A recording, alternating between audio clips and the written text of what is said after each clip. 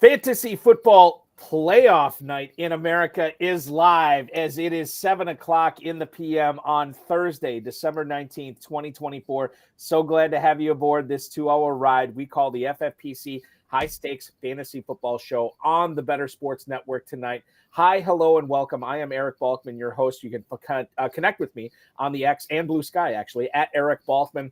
You know me from the Road of His High Stakes Lowdown, the High Stakes Fantasy Football Hour, the Fantasy Football Players Championship over at myffpc.com. Want to welcome in my co-host tonight, a guy that you know not only from Fantasy Football Today, but of course, Fantasy Points as well. You follow him on the X at Doug Orth. Has the season streak continued of no losing seasons in high stakes fantasy football? Doug Orth, as we welcome you in tonight. So glad to have you aboard. Thank you so much for joining me. My pleasure. Thank you for having me. As I said in a tweet earlier this afternoon, this is what like year 3 or year 4 of doing this, and this is one of the pods and shows I look forward to doing the most. It's a 2-hour behemoth. We get through a lot of info, and one of the things I like best about it is I'm getting a lot of the FFPC pros versus Joes. I get a lot of the pros on this show. So I'm able to pick their brains for 120 minutes selfishly, where I become a better fantasy player. And hopefully everybody else watching and listening is becoming a better fantasy player as well. So, Doug, the last time I had you on, I mean, you've been with FF Today for quite a while. But when did the Fantasy Points gig start? I mean, I know you got the film and analytics project you're working on as well. There's a lot of stuff that you have going on over the last couple of years. You've really, I mean, I knew you were grinding before, but you've taken it to a new level now. Yeah, I'm feeling the effects of the grind as well. But yeah, the fantasy points gig or the Fantasy Points partnership started. What was it? Like 2 weeks before week 1 this year. Scott Barrett, who I'm sure you're familiar with Fantasy Points, one of the co-owners there, reached out to me and liked some of the content that I did over the summer, and lo and behold, we put our heads together a little bit and figured out, a column idea that we could work on that was unique, and so this is what we came up with. So the column is it film and analytics, film plus analytics? This is interesting because I think the majority of people who play high stakes fantasy football, whether they be redraft players, dynasty players, best ball, what have you, I think they come from two schools of thought, film and analytics. But you're kind of combining them here in a project that I don't know if this has been duplicated anywhere else. This is really, it's unique and it's very, very interesting. Tell us a little bit more about that. Well, thank you for saying that. It's film plus analytics. I think I actually sometimes refer to it as film and analytics, but it's actually film plus analytics. Film plus analytics. Okay. Yes. So the concept, kind of just what you already alluded to, right? We have a crowd that's, oh, dude, you got to watch film. Don't you watch the games, right? And then you got the crowd that, screw the games. I look at the numbers, and the numbers tell me everything. Mm-hmm. And it's, for probably at least the last 5 years, I know I've been saying there's a place for both. And I tend to lean more toward what the film tells me. I don't know why that is, other than that I guess for so many years I didn't have access to the analytics. Maybe, I don't know. But with especially with the Fantasy Points data suite and all the information they have on there, and if you haven't checked it out already, by all means, go for the lowest subscription if you have to. Check it out. I know that you do free previews occasionally as well, and there's a happy medium. There's a marriage to be made with these two things, and I have roughly 2,000 words per week to do, or I should say, cover for. I usually do 4 guys each week, and as we move toward the end of the season, it's been more of a introduce you to these potential playoff. We hate to call them league winners, but guys that could impact the bottom of your roster or be wide receiver 3-4s or low end flexes type of thing. Guys that round out your lineup, because at this point you're not trading, you don't have that avenue available to you. Right. And by the way, fantasypoints.com, where to go. This is the lowest price that you're going to get all season on a membership at Fantasy Points. So check that out at fantasypoints.com. We'll get into much more regarding film and analytics tonight. on the show, we're gonna go around the NFL. We're gonna talk about, and I'm gonna lead things off with the New Orleans running back situation here. Excuse me, in a second. But we're gonna go around the NFL. We'll have your Thursday night football preview. We got the Broncos and the Chargers tonight, kicking off in about 70 minutes from right now. We'll get you all the fantasy analysis that you could possibly think about on that, including home run plays with the Denver Broncos receivers, what to do with the Chargers backfield, and much more. In the second hour, Doug and I are going to put together an FFPC Weekly Challenge Week 16 lineup. That is going to be a lot of fun, and I'll tell you more about that in just a second. We'll do starts and sits after that, including, but not limited to, Breece Hall, Marvin Harrison, Pat Freiermuth, and Anthony Richardson. That will be your show tonight as we will dip right in. We're going to go knee deep into the waters of Thursday Night Football and sign off sometime in the middle of the second quarter tonight. So we'll have all the pregame stuff that you could possibly want to know, and we'll give you updates on what's going on with the game. I'm going to give you an update on two things right now with the FFPC. Number one, the FFPC Week 16 Weekly Challenge is live. MyFFPC.com is where to go. There's no draft. There's no salary cap. Choose 10 or 12 players, depending upon if you want to play with kickers and defenses or not, and watch them ride throughout the weekend's games. Remember, only one player per NFL team. If you want Michael Penix Jr., you can't have Drake London. If you want Dorian Thompson-Robinson, you can't have Jerry Jeudy. I'll just play it up like that. One player per team. That is what you are doing. $35 or $200 to enter. Win up to $2,500. 10, 30, and 100 team contests. MyFFPC.com is where to go. Not only for that. And by the way, you can also scan the QR code that our producer, Matt Deutsch, has put up on the screen right now. That will take you right to the registration page, and you can enter right now. In fact, there's time to get in on the Thursday challenge as you have a little bit less than 70 minutes to go.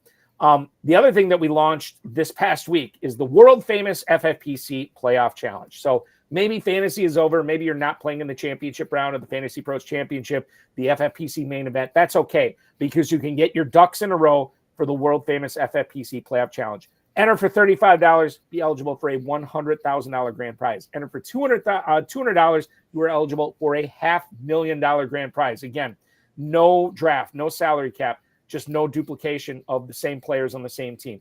MyFFPC.com is where to go for that. You pick one lineup for the whole playoffs. You don't have to adjust it as the playoffs go on. You pick one lineup for the entire playoffs, and that final week, Super Bowl week, you will get double points for the two players or one player that you have going in that week. Again, myffpc.com.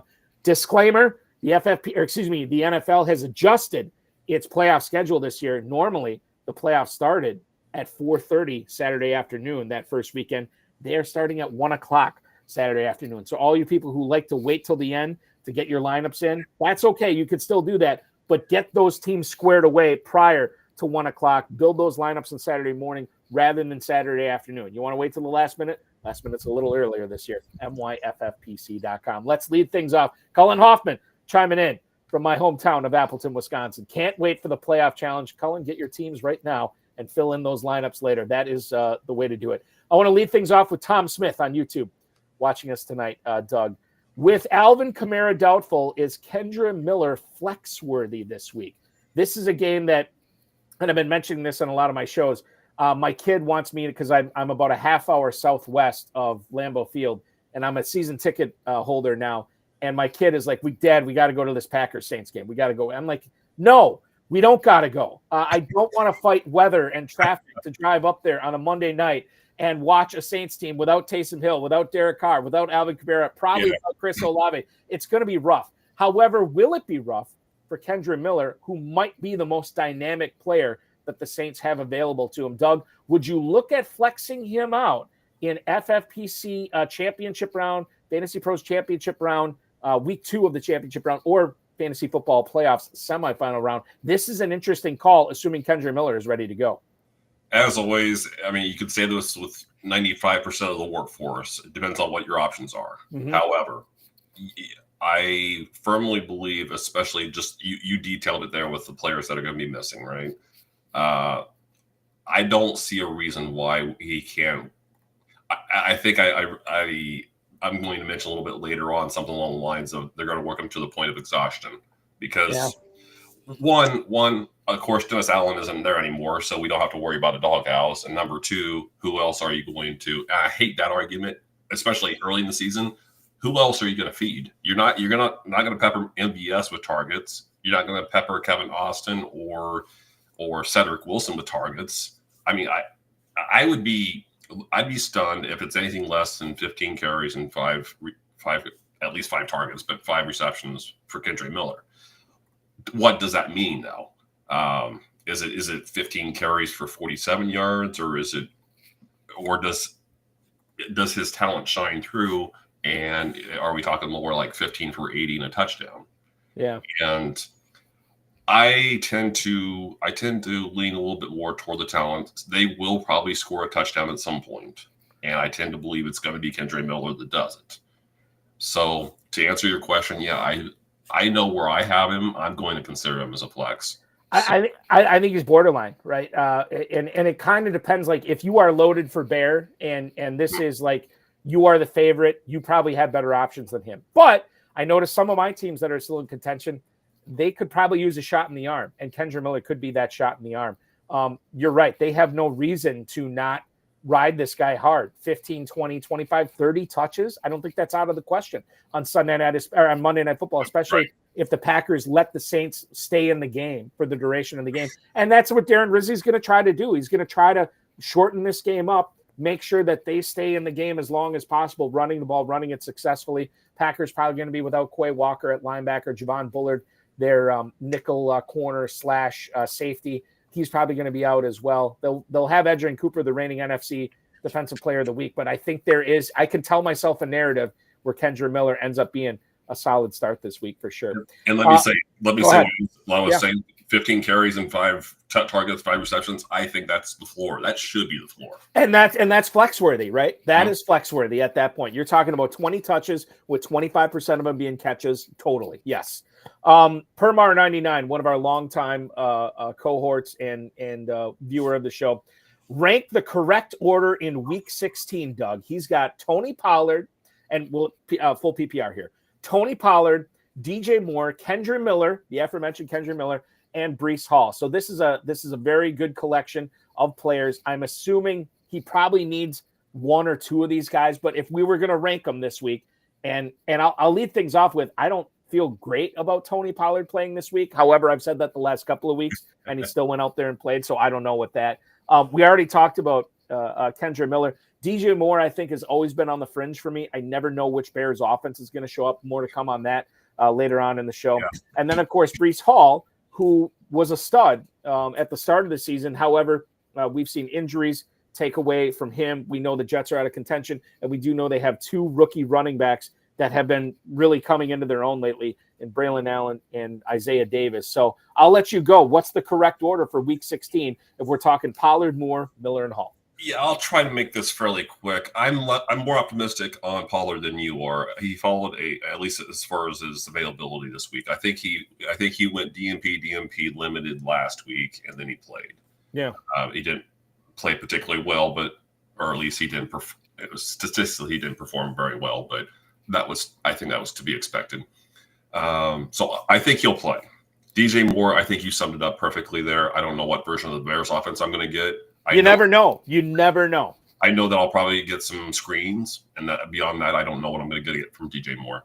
Kendre Miller, we just talked about. I'm going to have to put him pretty close to the top just because we talked about the volume, and it may not be great volume, may not be great production with the volume, but it should be great volume. And then Breece Hall, I don't know what to tell you. So I know that Isaiah Davis and Braylon Allen have both started the week with back-to-back limited practices. So even if they don't want to load up Breece Hall, I think they might have to. I don't think they're going to RB4. Having said that, how long is he going to perform at even 75%? So I can't believe I'm saying this. I love it when people preface a sentence with that statement. That's great. Go ahead. Partially because for the first time in his pro career, Kendre Miller is actually healthy. Mm-hmm. I'm going to lead off with Kendre Miller, and then I'll go Hall, Pollard, and DJ Moore. Wow, DJ Moore last. It's close, right? Yeah. Permar wouldn't have brought it up if it wasn't close, but it is still weird to think about when we go with it. It's hard for me to disagree. I think we're picking at nits with these, and I think Permar knows we are. It's such a tough call this week. The Kendra Miller conversation rolls on here. Nick Zappone, we are in FFPC royalty here on the show tonight. Nick Zappone, who won the FFPC 2024 main event regular season. He is in the thick of the championship round, trying to win that $1 million grand prize.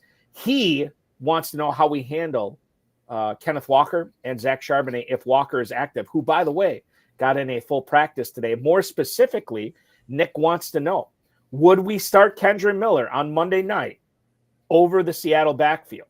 In other words, over Charbonnet, over Walker. And we'll know if Walker is active, because obviously Miller does not play until Monday night. Right. How would you rank those guys? And let's put it in terms of whether Walker's active, whether he's not, and I think he's going to be active, but just in case, or Miller, because Walker and Charbonnet, as we've seen, Doug, have cannibalized each other before. Yeah. So you're breaking news that I didn't know. I checked it like 30 minutes before we went on there. Do we know Charbonnet's status? That is a good point, and I'm looking that up right now because I know he missed practice yesterday. Yes. Or he did not. He limited practice yesterday. 9 minutes ago, I'm checking this on the waiver wire. Not on the waiver wire, on the actual wire. Zach Charbonnet limited again for a second straight practice. Oblique injury is the thing, and this was something that he did not have prior to the Packers game. So he obviously suffered it in the Packers game on Sunday. So with Walker coming back, I mean, I don't know, man. You're talking about a limited running back. Maybe this is a Walker week. I don't know. How would you handicap this? Yeah, so the status of Charbonnet is going to be my guide as far as the answer to this question here. And I'm going to lean towards Charbonnet not playing because oblique injuries are very – I mean, Walker missed I believe 2 weeks early in the season with an oblique injury. I don't know that there is such a thing as a minor oblique injury. I don't think there is.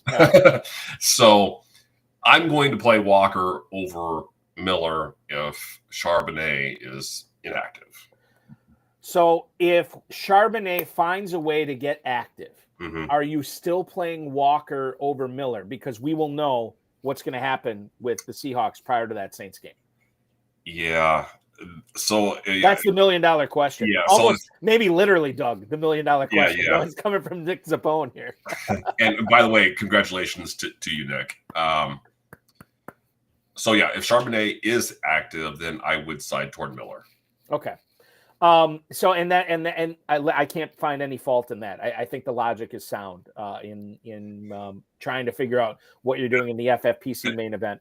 And I'll add one other thing too. They have started to work Kenny McIntosh. Yes, they have. Yeah. Before. So now if we have even a slightly limited Walker for whatever reason, but okay, let's just say the full practice is a mirage, and they know going into this week that Kenneth Walker, you're not going to handle any more than 15 touches regardless. We don't know that, but we already know that the matchup is not great, right?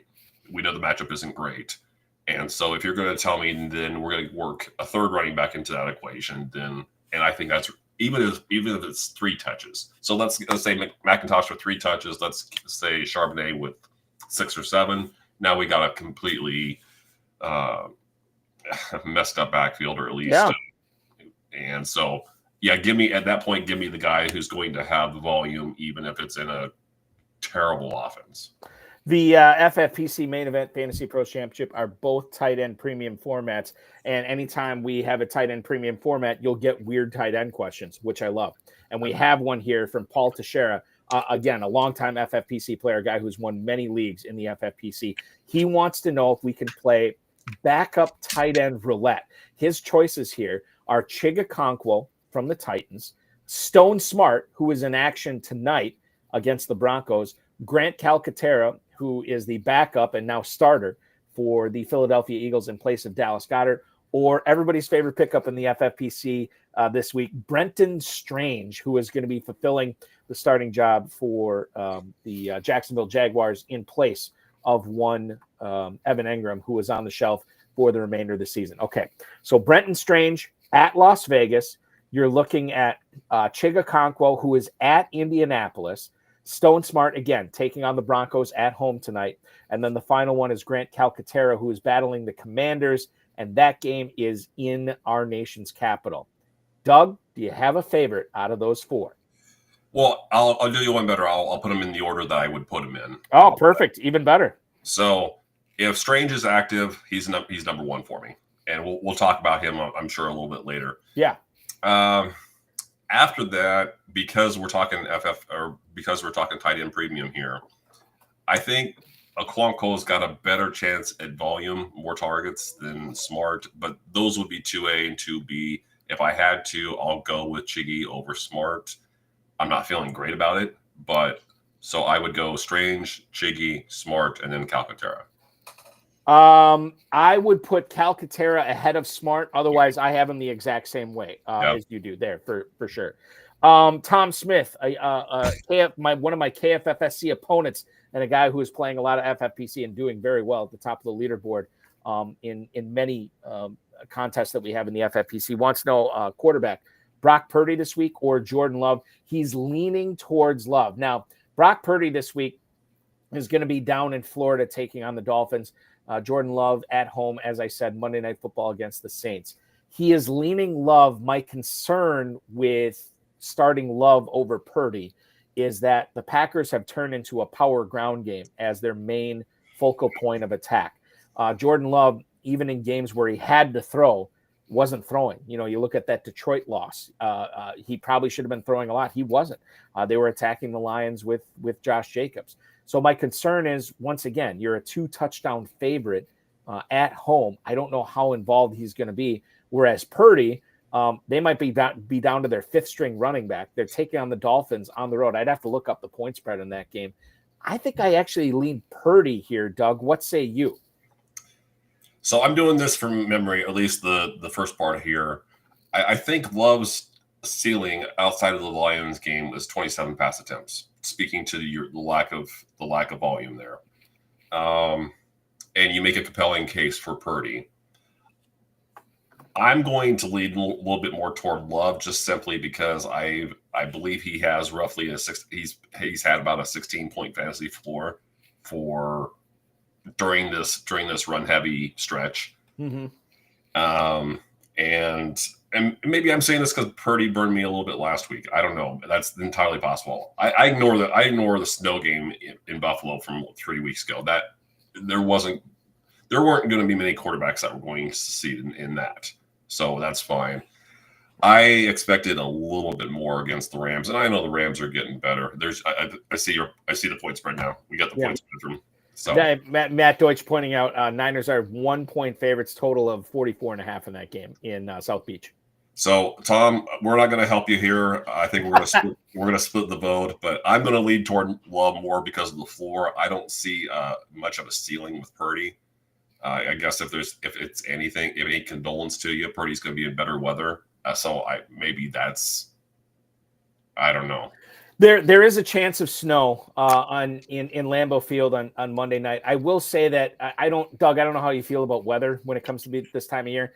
If it's rain or snow, I'm kind of like, I don't want to say I'm whatever, but it's not a needle mover for me. The needle mover is wind. The gusts of 40, 50 miles an hour. That's the stuff that I my spidey sense perks up. To your point on Love, he did have 28 pass attempts against said Dolphins on Thanksgiving night, but since the bye, that's been the most. He had 27 against Seattle. He had 20 against Detroit, 23 against the Niners, 17 against the Bears. So it's been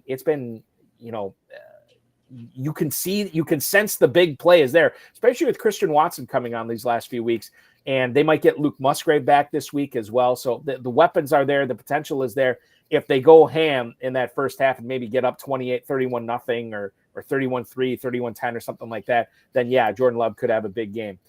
Whether that happens or not, Doug and I are both we're on opposite sides. I don't think anyone is firmly on the opposite side. No. It's just, Doug, do you deal with IDP at all? Do you ever write about any of that? No, I don't. I don't either. And I feel bad for Mr. Bakes a lot because he's like, would you start Julian Blackmon, Deron Bland, Derek Stingley, or Minka Fitzpatrick. I don't play IDP. I'm sorry. FFPC does not offer IDP. I don't have a good feeling on this. I would always, in my limited experience with IDP, I'm always like, hey, start the guy who quarterbacks are going to pick on or quarterbacks are not going to be afraid to challenge. And hopefully you get a big play from one of those guys. Other than that, I don't really have much to say.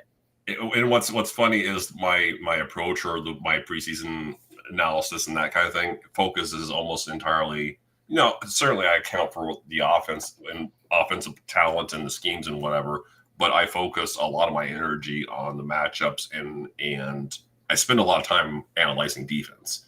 But what I've had trouble finding over the years is a scoring system that I could sink my teeth into with IDP. Yeah. It makes sense.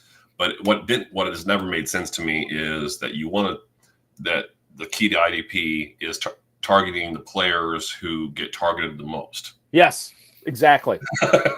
That's always been like you think back in the day of Revis and Deion Sanders and all. Yeah. They were horrible IDP picks because they never got challenged, right? You want the guys that are risk takers that are kind of good but not great. Who was the guy? Was it Diggs a couple of years ago that had all those pick sixes? No, it's Deron Bland, right? Deron Bland had all those picks last year. Trayvon Diggs a couple of years ago. Yeah. Mm-hmm. So Dallas drafts those playmakers at corner, man. Maybe the choice is Bland there. I don't know. I'll be real quick with this. I know based on talking to my good friend Gary Davenport that he usually drafts. He drafts former guest co-host of this show as well too. He drafts cornerbacks in the last couple rounds. That's his rule. If he didn't have to draft cornerbacks, he wouldn't. I understand. So I would just. My limited experience, take it for what it's worth, I wouldn't go with Bland or Stingley here. So it could be Fitzpatrick then, right? I would lean more toward Fitzpatrick than Blackman, but I think either one of those are better plays than the two quarterbacks are. Let's get back into our wheelhouse, Doug. Charlie on YouTube right now wants to know Jerome Ford, Rachaad White, or Tyrone Tracy this week. This is interesting. So Jerome Ford, we heard the news this week that Nick Chubb was placed on IR, so he will not be playing the remainder of the season, and that sucks because we all love Nick Chubb, but we deal with fantasy, and this is what it is right now. Jerome Ford taking on the Bengals in what could be a shootout on the road, the Battle of Ohio. You could have him, you could have Rachaad White down in Dallas taking on the Cowboys, or you could have Tyrone Tracy, who is also on the road against the Atlanta Falcons. If you had to pick one out of that trio, who would it be? Again, I'll try to make this short and sweet. I don't know if I can. Jerome Ford was one of the guys I featured, one of the 4 guys I featured in my fantasy points column this week. Mm-hmm. In my homework on him, you'll learn pretty quickly that Cleveland almost refuses to feature him when they have the opportunity to. So it's sort of like Kenneth Walker in Seattle, right? Like when Kenneth Walker is healthy, they're still giving the stuff to Charbonnet. But when Charbonnet is the guy, man, they don't let anybody. I mean, McIntosh, to your point, they've let him come in the last couple of weeks a little bit. Yeah. More. But it's really weird to see how Cleveland treats Jerome Ford. It's wild. So what you're hoping for there, and my co-host on the All Out Blitz, and we'll talk about that in a little bit, maybe. JJ Winter and I, we were talking last night when we were recording the show. We're talking about Jerome Ford has basically no floor. I mean, if you want to call 20 yards rushing the floor, I guess that's his. It is, at least he had a floor. He had a reasonable floor before, but now, especially with DTR in as a quarterback, I don't know, that offense could go for 125 yards this week. The floor is below the basement now. The floor is below the basement. Making fun of Michael Jordan's the floor is not the basement, or the basement is not the floor. No. We're talking about like the Earth's mantle here now, which sucks, and like it stinks because we're all excited. I heard actually your colleagues over at Fantasy Point, Scott Barrett and Theo Greminger, talking about this and how this is awful for fantasy football. And Theo's like, this Cleveland coaching staff, I don't do this ever on shows, but they deserve to be fired. They should not be. And like, okay, Theo, I totally get it. And I'm with you. Selfishly, I'm with you. I wanted to see Jameis Winston go against the Bengals defense. It's been awful this year. Total in that game should have been in the mid-50s, right? And now because of DTR, it's not going to happen. In the Browns defense, I will say, I don't know how much Winston is going to be thought of in their future plans. but Right. DTR might be a different story. And Right. how, and we'll get in this with Penix here. But how can you think of a better way to build up your young quarterback's confidence than giving him his first start of the season against a horrific defense in Cincinnati? I get what Cleveland's doing here. Don't like it for fantasy, but I get what they're doing. Right.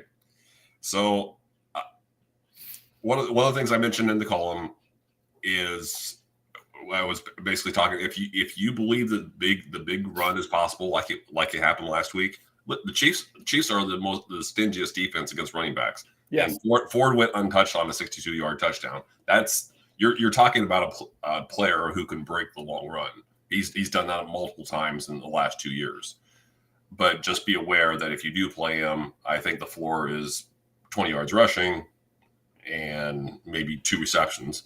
And so I'm not going to Ford there. Tracy lost a little bit of work last week.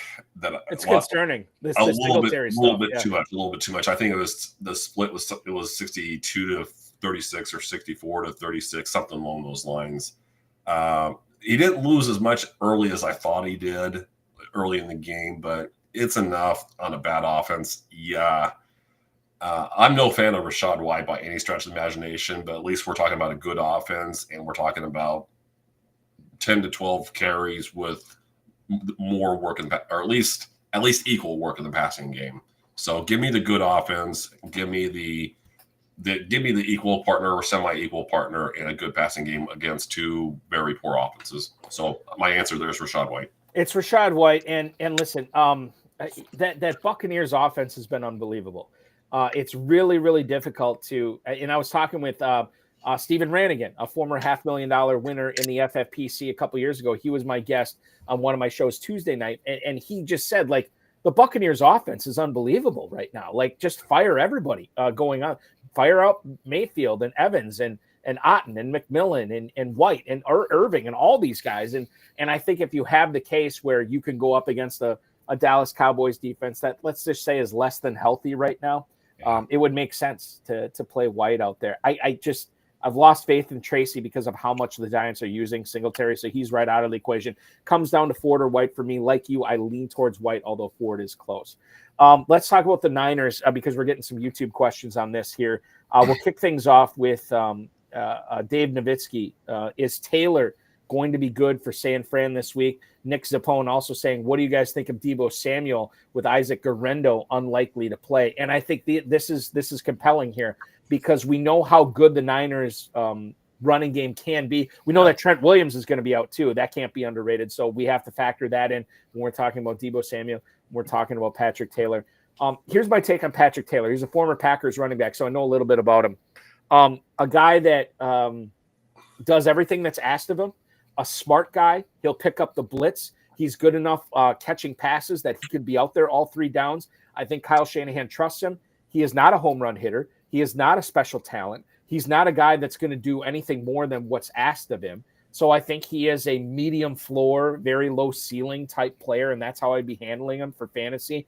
And in regards to Deebo Samuel, with Nick's question here, I don't know what to think about him. And maybe I do know what to think about him. I just don't want to admit it. I have no faith in him at this point. I don't want to play him unless I absolutely have to. Let's talk about this Niners ground game that is probably going to be featuring Patrick Taylor this week and how that affects Deebo Samuel, Doug. I think you nailed it you mentioned Trent Williams. I was going to get to that too. I think Taylor, it gets to the point. He's everything that you said he was. And you would know, having watched, you probably saw him more in the preseason than anything else, but still, regardless, he is everything that you say he is. I think, though, that would push the whole narrative. And I hate narratives anyway, but you pushing the whole narrative of Kyle Shanahan can make anyone a star. We're probably reaching the breaking point with him. Totally. Because he's got issues. Like, here's the thing. Like, they're talking about signing Brock Purdy to $60 million a year after this season. And obviously they sunk all that money into Christian McCaffrey. I'm of the opinion, like, Shanahan is good enough at developing players to play quarterback and running back in his system. Don't sink that money into it. Like, spend that money elsewhere, because he's not going to develop people to be to be stars, to be MVP candidates. But I think he could develop players into being competent and guys that can make this offense run. But anyway, I interrupt you. I'm sorry. Go ahead. No. So the second part of my answer was what the second part of your answer was. If Trent Williams was healthy, I might give Taylor more of a chance. And I haven't seen an updated splits on this yet, but I remember seeing splits last year with Trent Williams in the lineup versus out of the lineup. Oh, with Purdy? We're talking about 10 points, 10 points a game. We're talking 30 to 40 yards less rushing. You wouldn't think a left tackle has that kind of impact, but that's where they run. That's a huge consideration. When Shanahan knows he has his left tackle and Trent Williams is still playing well when he was healthy, obviously, still playing at a all-pro level, even at 36. So, that's the only other thing I think we're gonna talk about Isaac Guerrero later. Yeah, but keep in mind, I'll just go ahead and unleash this now. Yeah, get it out now. Let's get into this. No individual rusher has run for more than 43 yards against the Dolphins since week 10. So and I think that's what I'm talking about with my Patrick Taylor outside of the matchup. Even if he's got a great matchup, medium floor, very low ceiling. So I think you're playing with fire if you're counting on Patrick Taylor to do what Guerrero did, what Jordan Mason did, what Christian McCaffrey did this year. It's just I don't think it's going to happen. Let's do Trey's question on YouTube. Yo, what's good? Need a wide receiver, 2 and a flex. His choices are Cortland Sutton. I'm assuming Terry McLaurin, Bucky Irving, and then Jerome Ford. So he's got to pick one receiver out of there, and obviously has to make a decision tonight with the Broncos and Chargers getting underway here in about a half hour, a little over a half hour, and then a flex between the receiver you don't pick and then Irving and Ford. I'll make it easy here, Doug, and I think you agree with me. Tough to sit Sutton with as good as he's been lately with Bo Nix. I got to play him as the receiver here. But what about for the flex between McLaurin, Irving, and Ford? Yeah, we've talked about Ford enough already. I don't need a no floor guy at this point of the fantasy season. I'm with you on Sutton, so let's make it this between McLaurin and Bucky Irving. It's hard to forget the last time Terry McLaurin faced the Eagles. Now, we did see, I think, a season high 17 snaps outside of, because he usually lines up on the left perimeter, right? We saw him on the right side, a season high like 17, I think it was season high 17 snaps last week. That's going to be necessary. We know what kind of job Quinyon Mitchell did against him in the first meeting. That's not to say it's going to happen again. And I think some of that was a reflective. I'm pretty sure that's when Jay Daniels was still dealing with his rib injury. It was. It's pretty clear that that's not bothering him anymore. So my thoughts are we're not talking about a one catch for 10 yards situation again here, but that Philadelphia defense is so damn good right now that I don't want to be. If I have another quality option like Bucky Irving, and I feel Sutton you have to play him. I'm actually with you on this, Doug, too. I think I would eliminate Ford easily, and I think it's close between McLaurin and Irving. But even though this game is in DC, even though the total is in the 45.5 positive game script for McLaurin, I still think I feel a little bit cozier with Bucky Irving this week. Even though he's sharing the backfield, we've seen McLaurin in good matchups where his fantasy day was saved by touchdowns. I don't know if I want to count on that. I think I'd rather go Irving and Sutton here. I think you could see maybe he scores a touchdown this week. Great, but are we talking 5 catches, 38 yards in the touchdown? I think Bucky gives you that as his floor. Exactly. Yes. Yeah. And big play potential for sure. And I guess that's true of McLaurin too. But I'd be much, like I say, I'm much more comfy with Irving over McLaurin here. Let's do Roderick Dobson planting his flag. Fire up Blake Watson tonight. You can thank me later. Well, we'll talk more about that coming up in the second segment here. We preview this Thursday night football game because we know Jaleel McLaughlin's out. And what do you do with the Broncos backfield? More to come on that shortly. Let's do this. Tom Smith is, and I've been waiting to talk about this all night. Tom Smith says, what the heck happened to Atlanta's offense this year? For the most part, everyone thought they would be pretty good.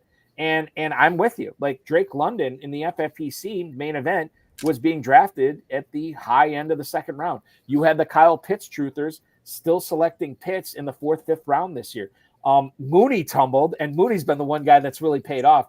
But we saw what Kirk Cousins did, or what he didn't do this past week, and now he is benched, and now it is the Michael Penix Jr. show. Falcons head coach Raheem Morris announcing earlier this week that Michael Penix is not only the starting quarterback for Week 16, he will be the starting quarterback for the Falcons going forward. So let's talk about the Falcons offense with Penix running the show rather than Cousins. I will give the floor to you here, Doug. We can talk about Penix. For me, I think anything is probably as good or better than what I was seeing in Atlanta from Kirk Cousins.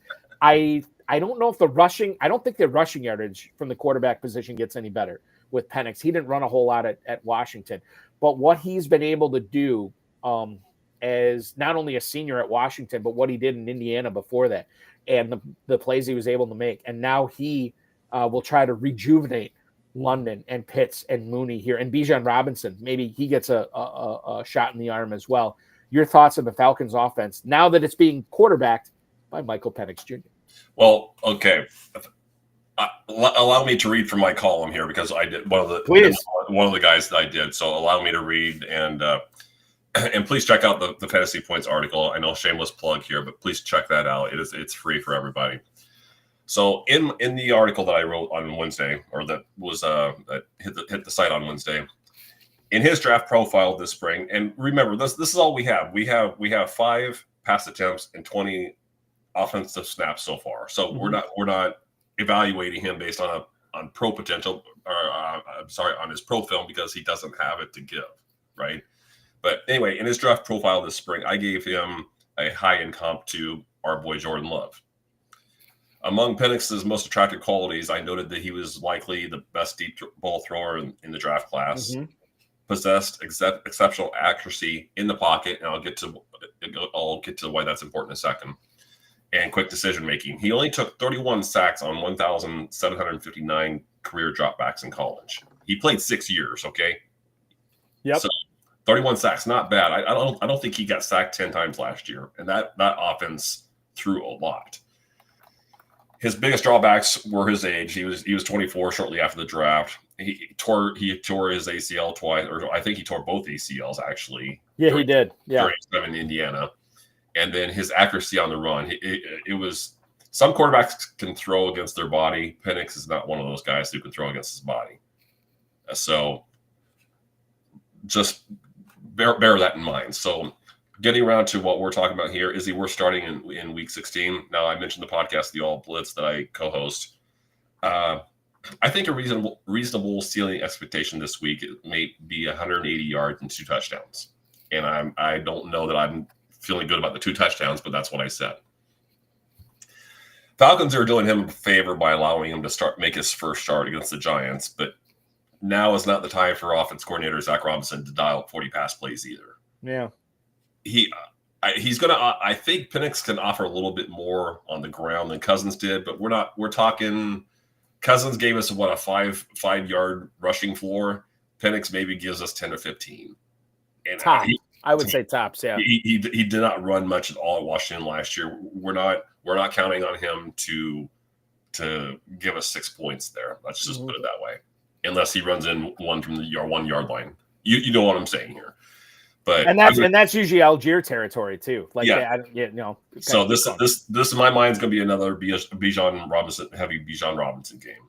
So as far as Pitts and London and Mooney are concerned, it doesn't matter that much that Penix is in there over Cousins. This week, no. Right. I think they play the Commanders next week, and I think it'll matter a little bit more there. Okay. All right. Fair enough. Wow, good stuff there on the Falcons for sure. I want to step out and take a quick break. When we come back, let's do this. Let's do our Thursday night preview.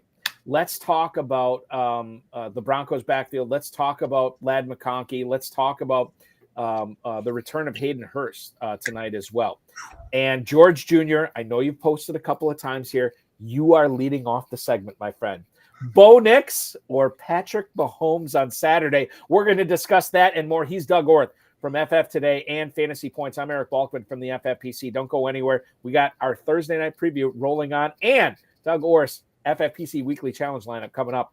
You're watching the Better Sports Network.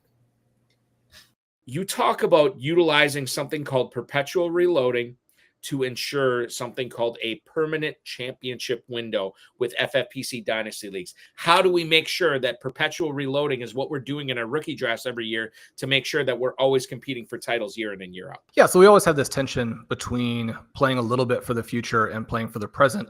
You'll have drafters jump into the startup. They'll draft the veterans. They're trying to win in that first year. Sometimes they do. I don't want to in any way, shape, or form suggest that that doesn't work, because you see some of those teams compete and win titles. And yet, when we're thinking about the best way to control your chances to win, you want to be in the playoffs year after year. You want your championship window to always be open. You don't want to get to a point where you build, and then have a couple of years where you're going for it and then you're rebuilding again. You want to be in it every year. You want to get as many buys as possible so you don't have to compete in that quarterfinal round. You build a more powerful team. You can't control the injury that you have to the key player that cost you a title, or the 50-point game that a non-elite player like Amari Cooper scores and knocks you out. You can control having one of the best teams every single season. The way that you do that is you build depth in your player talent across all those positions. You build depth in your picks. In order to execute some of those types of things, you trade down, you trade peak players, you trade young players. You've got to trade things that people want. A lot of times I think when people are trying to reload or rebuild, they're trying to trade distressed assets at a level that the rest of the group isn't interested in, and then you feel like you can't move. If you're going to make trades, you got to trade things that people want. You can also 13 minutes until the top of the hour. The High Stakes Fantasy Football Show rolls on here on the Better Sports Network. I'm Eric Balkman from the FFPC. He is Doug Orth from FF Today and, of course, Fantasy Points. Want to remind you, too, that if you want to look at some Thursday night action, go to myffpc.com. Join the Thursday night weekly challenge. Lineups will lock here in about 28 minutes. You say, Balky, that's not enough time for me to put together a team. It is. Here's why. There's no draft. There's no salary cap. You just pick whatever players you want, 10 players, 12 players if you want to play with kickers and defenses. That's all you have to do. One player per NFL team. Scan the QR code or go to myffpc.com and register now. For as little as $35, went up to $2,500 as well. myffpc.com. Let's get into our Thursday night preview. Mr. Orth here. The first thing I want to bring up is George Jr.'s question on YouTube. Would you start Bo Nix tonight, or would you wait for one Patrick Mahomes on Saturday? This is a 6-point passing touchdown league, and his opponent currently is starting one Xavier Worthy here. Bo Nix tonight, Patrick Mahomes on Saturday. Where do you weigh in on this? I think we're talking about two low-end QB1s here. And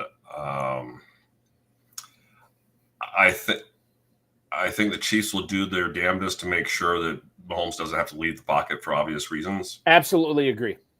We're talking Marquise Brown maybe coming. It sounds like he is coming back this week. So yes. But we're talking maybe.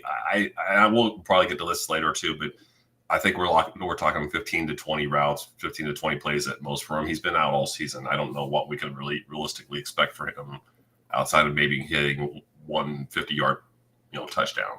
Right. That's his, if that. I mean, if that exactly.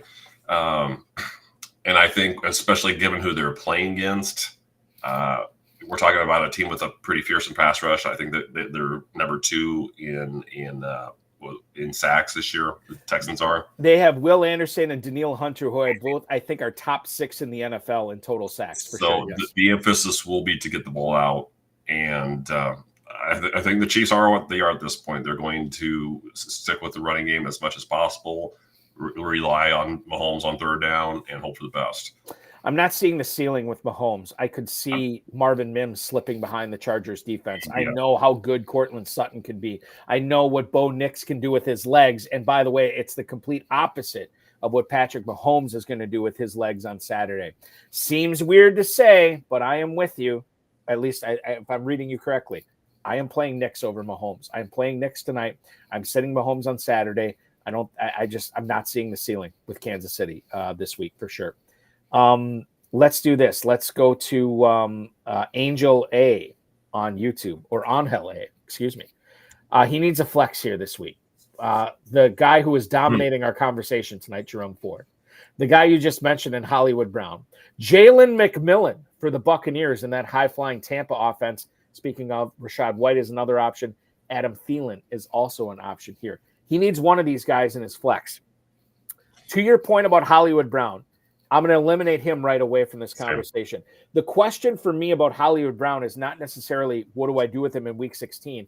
It's how does he affect DeAndre Hopkins? How does he affect Travis Kelce? And I know it's adversely, but how bad is it going to be? And I think he makes a dent. I don't think it's a sizable dent. I think whatever you were doing with Hopkins and Kelce prior to Brown coming back, you're probably doing the same thing this week. But you're not playing Hollywood Brown.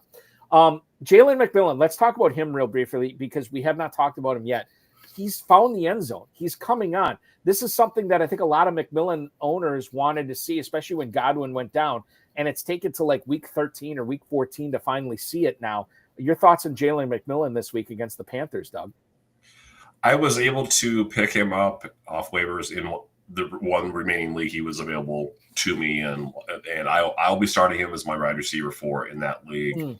I'm sure that doesn't help our friend here, right? But my point being is, and a little bit more context too. In a dynasty league, I traded McMillan and a late second for Cortland Sutton, and a late third.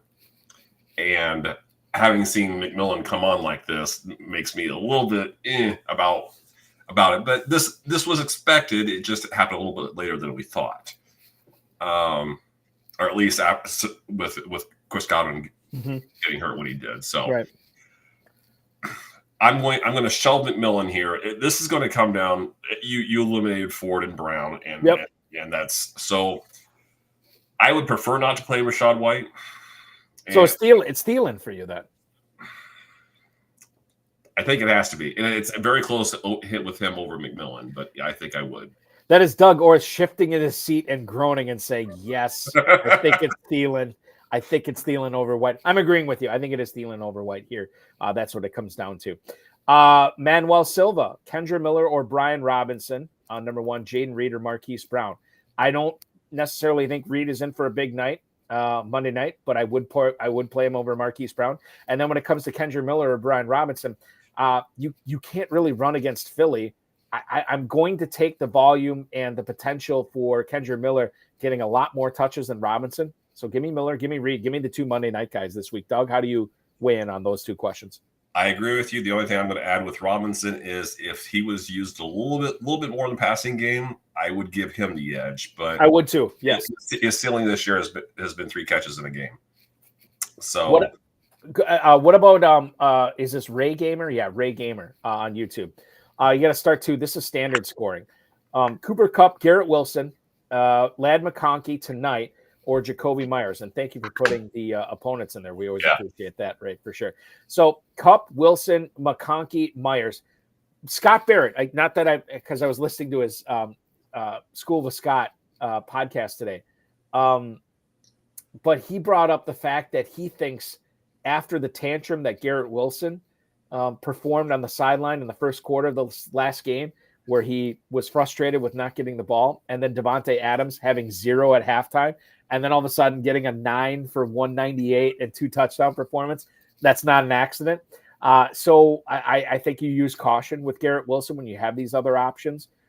Kupp, who put up the 0 last week, obviously, I think that was an outlier. I'm not putting much stock into that. And Jacoby Myers, who kind of was ignored that whole game until the Raiders had to make plays at the end, and then you saw him being targeted a lot. I'm going to, and this is standard scoring. This is not PPR. I'm going to eliminate Myers here, even though it's a really good matchup. I don't trust the quarterback here. It comes down to benching either Kupp, Wilson, or McConkey. I think I bench McConkey here in standard scoring, but man, I could be persuaded here, Doug. When you look at these 4 guys, Kupp, Wilson, McConkey, Myers, which 2 are you playing? Again, I think we're in lockstep, and this is something I think we might discuss in a few minutes, but I believe my research yielded something along the lines of the Broncos have surrendered a league low 7 receiving touchdowns to receivers this year. It's super low. Yeah, very low. And I think one thing to consider, or at least one thing I would look for, obviously it's going to be after after the game. We'll find out after the game because we don't find this stuff out until the game starts. But I think Broncos have to think long and hard about using Pat Surtain as a shadow, moving him inside along with McConkey, because I would definitely take my chances with Quentin Johnson and Joshua Palmer beating me on the outside. So I'm with you on Cup. I think you pretty much ignore that. You throw that one away or toss that one away from memory, and I could actually see that being going in the complete opposite way this week. Okay, wait, we didn't get you the ball at all last week. Totally. Now you're getting 10 targets. You're getting 12 targets.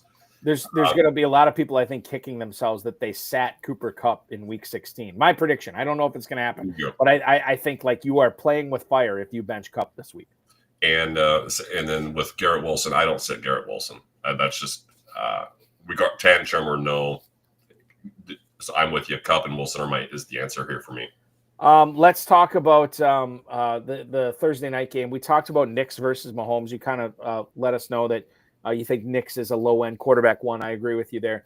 What about the Broncos running backs? We found out I was doing the Fantasy Spin show with Colby Conway from a Fantasy Spin and Fantasy Alarm about the Broncos running backs. And as we're doing it, I found out that Jaleel McLaughlin was out. And it was going to be Estime and it was going to be Javonte Williams. Are either of these guys playable? I guess if I had to pick between the two, it'd probably be Javonte Williams. But that doesn't mean I want to play him, Doug. It just means I like him best among all Broncos running backs. Is it enough for you to say, hey, yeah, let's flex him out this week? I had to play Williams in a league last week, and I didn't like it. And I can't imagine a team making it to the semifinals having to rely on Javonte Williams. I just can't. And Estime is not giving us anything in the passing game, and he's not doing enough in the running game to make it to even tease us there. So, what was it? Our friend Roderick there. I did joke in my preparation for this. I did joke, wouldn't it be fitting if this ends up being a Blake Watson game? Right. and there was a case to do that, but I'm not doing that in the fantasy semifinals or anything like that. If I can add this to my in my preparation for Bo Nix, and then we can move on. I thought this was interesting. Chargers intercepted exactly one pass in each of their first 6 games. They have picked off 7 since, all of which have come in 2 games. You want to guess who the 2 quarterbacks?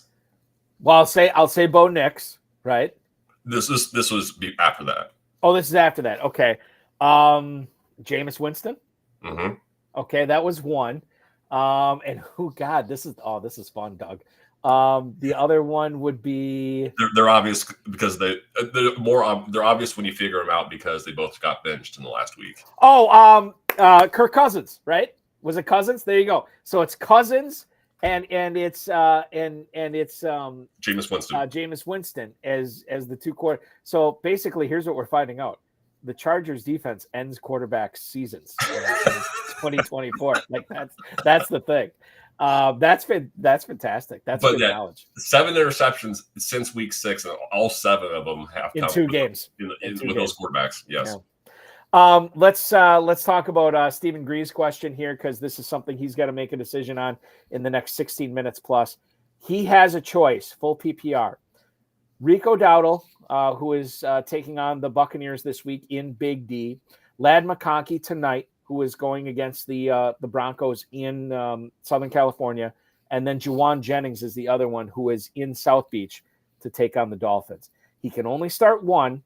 Who's it going to be between Dowdle, McConkey, and Jennings? These are all razor close for me. I'm a Dowdle guy, so I lean towards Dowdle here, but I can be persuaded. Doug, do you have a inkling on this of one way or the other? Yeah, I'm not going to have a lengthy explanation here. When I have the opportunity, when we have a decision like this, I want guys who get the ball more often. That's a running back, so I'm going to go with Dowdle. Go with the volume here. Dowdle is our choice here, Stephen. Tom Smith, stay away from Denver running backs and Kyle Pitts for rest of season. We'll get into Kyle Pitts here in a little bit. I feel like it's a weekly topic here, but it's worth talking about. Do we have to? We don't have to, and we may not. Like, it will be one of the things I skip over if we run out of time here. A home run receiver pick for the Broncos tonight. Is there anybody worthwhile? I think about the the weekly challenge with the FFPC, or anything like daily or weekly where we're looking at here. Sutton is obviously the guy. Is there any reason to think Mims is going to have a good week? Is this going to be a Troy Franklin week? Devon Vele, who's kind of really been stinking it up the last couple of weeks, or do we just stay away from any Broncos receiver not named Cortland Sutton, Doug? Yeah. So again, in my notes, I think in the first game he had some, I want to say 11 PPR points. Bailey did. But then I said he's crawled back into witness protection since Sean Payton and told us that Bailey reminded him so much of Marcus Colston. So you said home run pick. I'm going to go with the home run pick if I have to make one. That's Marvin Mims. And the reason being is because the Chargers have been susceptible to big play receivers. So if you're going to tell me I can get maybe, let's say, I think 2 to 3 carries because he gets work out of the backfield now, right? So I think give me 2 or 3 carries there, and I'll take my chances. Again, if I have to take a shot on a home run pick, I think they're gonna toss him 2 or 3 deep balls, and if he hits on one, they're not catching him. So again, home run pick, that would be my home run pick. It is, and I will second this to how you answered the question, Doug. If I have to pick one, I'm with you. It's Mims. If I don't have to pick one, I'm staying away. It's just it's not worth it here. When we talk about the Chargers and flip the script here, is there any concern you have about Justin Herbert's health? Justin Herbert, a guy who's been battered seemingly his entire career, Doug, and it always seems like he has been dealing with something, which stinks because we know how good he can be when he is completely healthy, like at the start of the season. This is a situation with Jim Harbaugh this year where you are having a renewed focus on defense and the ground game, but Herbert does have to make plays. He is battling an ankle injury. We saw this past week where he got kind of tackled up on a sack, and he was in some pain. He's going to be playing tonight, and God only knows what else he's dealing with bumps and bruises. He is another guy when we talk about borderline quarterback one starts here with Mahomes and Knicks. I think you can lump Herbert in as well. I don't know how to feel about Herbert this week. You asked me if I'm worried. I'm a bit worried, but let's not forget that Jim Harbaugh told us that Herbert has the strength of 10 men. Right. And I also like to use humor as a defense mechanism. So take what I just said for what it's worth. Okay. Well, let's shift it to the backfield. We talked a little bit about Gus Edwards earlier in the program. Kamani Vidal, not necessarily that you'd be playing Vidal over Edwards, but is the presence of Vidal and how they've been using him a warning sign to say, hey, do not flex Gus Edwards this week because he is just not going to get enough opportunities to make it worthwhile for him to be in your starting lineup. Yeah. I don't think he's top 10 fantasy points in PPR, has he, this year, even with his touchdowns. I don't think he's top 10 PPR fantasy points in any game this year, even with his 4 or 5 touchdowns or whatever he has. So you're asking me if I have to choose one, I'm going with Vidal because he offers at least a little something in the passing game, and I expect the Chargers to be trailing. Yeah. The Chargers receivers here, we touched on them earlier, but not a ton. McConkey we're playing, but it is kind of like not a YOLO play, but it's one of those plays where you feel like you have to play McConkey, but you're prepared for the worst, right? It's like when you're in high school and you're asking out the hot cheerleader, right, to prom. You hope she says yes, but you're prepared for the worst. Maybe this is just something from my childhood. I don't know here. I don't know what you're talking about. Yeah, exactly. Doug, he was prom king. He dated the hottest cheerleaders. This Doug has no idea what I'm talking about. Hopefully somebody viewing this does. But when you talk about the receivers here for the Chargers, not named Lad McConkey, Josh Palmer, in my opinion, Josh Palmer, Quentin Johnston, I want to keep them away from my starting lineups. I'm just not seeing enough upside. You think about a game like with the Bills and Lions last week, where you can make a case for starting almost everybody with a total of 55 or 56 or whatever it was, except for Amari Cooper, who apparently didn't even have a target in the game with 90 points. That's another story. I would say that includes Ty Johnson, which you didn't realize he was a must start. Yes, Ty Johnson out of nowhere, like from the top rope. It was insane. Are we still staying away from Johnston? Are we still staying away from Joshua Palmer here tonight? This Broncos defense to me is just like this is an easy call. It's McConkey or it's nobody. I kind of touched on this earlier. I think Johnson has a chance, but only if Denver does the logical thing and has Surtain travel with McConkey. And we're getting into a whole can of worms where, okay, so Surtain occasionally moves into the slot, but not enough where we need to, I think, where we have to worry about McConkey being compromised, at least. But we don't know what the game plan is until after the game starts, obviously. I find it funny that more defensive coordinators seem hesitant to do that when it seems to make so much sense to us fans. But anyway, my point being, and like I said, we won't know this until after the game starts. So I'm staying away from it, just like you said. Johnston and Palmer, no bueno. Let's do this here. Hayden Hurst, I want to bring this up real quick. He is officially active for this game tonight against the Broncos. This is the first time in quite almost a month where he was placed on injured reserve, where he is going to be playing. And don't forget that Will Dissly is also inactive tonight, so Hurst won't be dealing with him. The question tonight is Hurst or Stone Smart, something that FFPC players will be thinking about as they try, and because now we're into the second week of the championship round, and there will be chasing. If you are 200th place on the leaderboard, you got to try to find that guy that's going to take you up. And I think people are in that position where they're like, hey, I got to shoot for the moon here, or they feel like they have to shoot for the moon. I don't know if you necessarily have to yet, but some people will. When it comes down to Hurst or Smart, which way are you leaning? And is there how much upside is there in either of these Chargers tight ends tonight? I'm honestly not seeing a lot of upside in the Chargers offense as a whole, regardless. But regardless of tight end, receiver, whatever. Exactly. With that said, Hurst has a reputation for being a better blocker, and I think Smart has shown us in his limited time, he has shown us a little bit more as a receiver this year, as a pass catcher this year than Hurst did. Hurst had his opportunity, and that's the reason why Dissly became a thing this year, was because he didn't produce. So give me Stone Smart over Hayden Hurst. Another question we have, with the shots on YouTube, Bills defense or Broncos defense tonight? You got the Broncos tonight in Los Angeles taking on the Chargers. You have the Bills at home against the Patriots. Yum, give me some. I like the Bills over the Broncos this week. It's not that easy for me. It's close. Okay. Let's break it down here, Doug. Let's break it down. Yeah, so I would say the Bills have the Patriots this week, and I can totally understand the attraction to that. However, let's remember the last couple of weeks, and I know those are against better offenses, but even nobody else. To your point, you had the Bills last week against Detroit where they gave up 42 points. The Rams game, that I believe it was the two highest scoring games in the season in the NFL, right? So. Yes. Was the Rams and Bills in week 14. That was the highest until it was beaten by the Bills and the Lions the following week. So to your point, they are hemorrhaging points right now. Before that, the Bills were actually a pretty good fantasy defense.